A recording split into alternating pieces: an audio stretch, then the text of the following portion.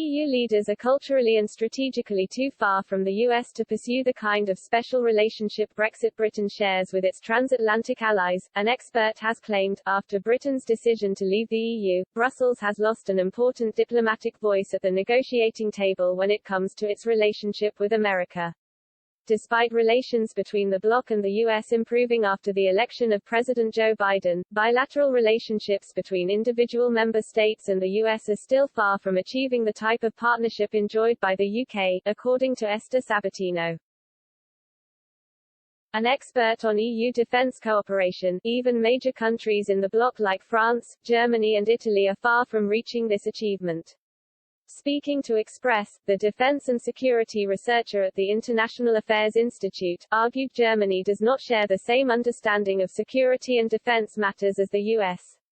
Italy, on the other hand, is culturally closer to its American allies, but lacks political stability for such a relationship to bilaterally flourish, she added. Ms. Sabatino said, "I don't see it coming, let's say anytime soon. But of course, in the midterm, this should be some kind of, if not a special relationship, a kind of relationship that probably has to bring a US view inside the EU. Not that the US needs that because of course they're considered to be the most powerful country in the world. But probably a share of commonalities is something that is going to happen."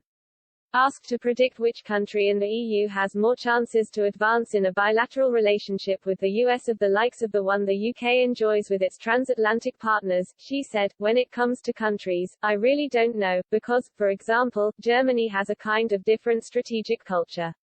It's more precautionary in its approach to security and defense. While other countries like Italy and France share a more similar view also on engagement and on foreign policy, but we all know the relationship between France and the US. And I don't know that Italy is ever going to have the political weight to establish this kind of relationship. Of course, from my point of view, I am an Italian, so this is something that I would really like to see happen. But, of course, in order to reach that one needs political willingness and determination."